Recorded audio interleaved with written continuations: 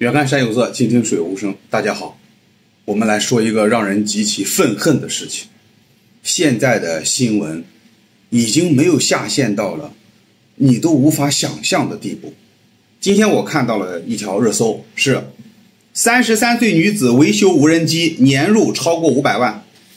如果是一个正常人看到这样的题目，大家心里怎么想？哇，做一个维修无人机的师傅真的好挣钱啊，而且还是一个33岁的，还是个女孩子哟。结果我们来看整条的新闻是什么样子的。公司还计划拓展机器狗、人形机器人等维修的业务。7号上午，33岁的公司负责人，一个女孩子正在和这个技术负责人探讨一架大型的无人机的维修方案。我们来看这位女孩子怎么说的。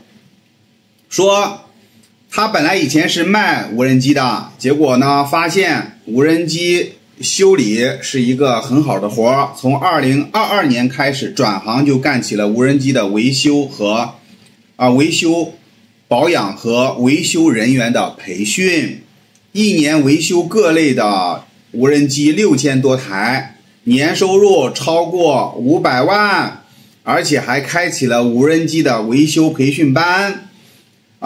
接着就举了一个例子，25岁的河南小伙是该企业的50多个学员中的一员，已经在公司学习了将近1个月了。这个学员说，我大学学的就是无人机的应用技术但是在学校学的呢是偏理论的，所以在这里来实践来了。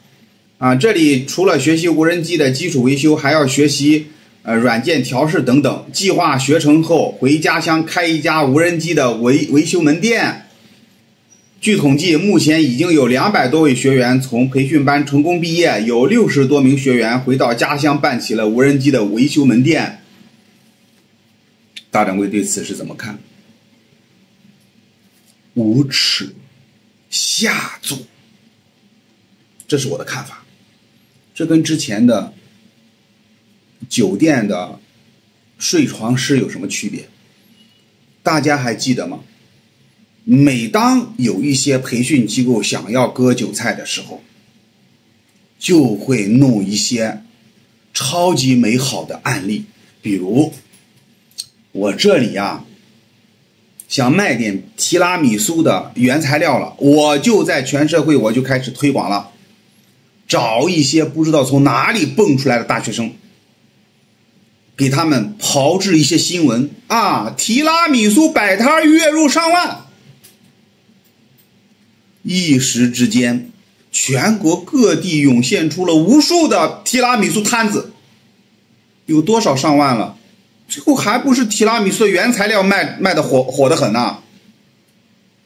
还有一个卤猪蹄儿，还月入上万，最后全国各地很多的小区门口就出现了一个卤猪蹄子的小摊子。还有我是陪诊师，我陪你的父母去医院看病，我月入上万。最后全国各地涌现出了多少陪诊师的培训？我是收纳整理师，我月入上万。全国各地又有多少的收纳整理的培训机构风起云涌。完了之后我是央视的超级记忆术的参赛选手，我来教你们超脑开发，我来教你们超级记忆。全国各地又有多少个培训班？我们要警惕高薪行业，因为高薪行业有一个很明显的特征，就是你不容易进去，它才叫高薪行业。你容易进去，一定卷成天际，一定卷到天上去了，难度是直达天际，高度卷，怎么可能让你轻轻松松的赚钱？而那些说33岁女子维修无人机年入超500万，真有这么赚钱的话，就不可能放到新闻上面让大家都知道这个行业赚钱。因为你今天放到这个新闻上面，明天就有20家的无人机培训机构雨后春笋一样的冒出来，信不信？我们现在知道的赚钱的行业，就是我们新闻中还没有被报道的而这样的新闻，他先给人一个33岁的女孩子维修无人机年入超500万这样一个具有诱导性的标题，甚至可以称之为谣言性的标题。但是这种谣言性的标题，它却可以在网络上肆意的这样子传播，而不用追究任何人的责任，也不用说他是误导了我们。这就是现在新闻媒体的操守吗？大掌柜不禁心痛啊！我们天天说要看哪些人造谣啊，让那些造谣的人无可遁形，动不动就是网络不是这个叫什么无人之地是吧？啊，网络不是法律叫什么监管的空白，我们要时刻有一个正确的舆论的导向。可是官媒在做着什么事情？那问题就是，如果造谣可以针对个体进行惩罚，那么对于媒体出现的谣言又该对谁进行惩罚？这是大掌柜今天想问的一个问题。那我们说你学了无人机的这个维修技术，你跑到你们那个当地，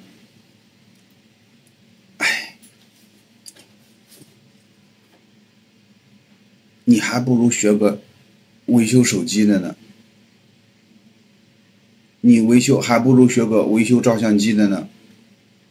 你说维修手机现在那么多人做，你也知道维修手机那么多人做，那是因为手机的量大。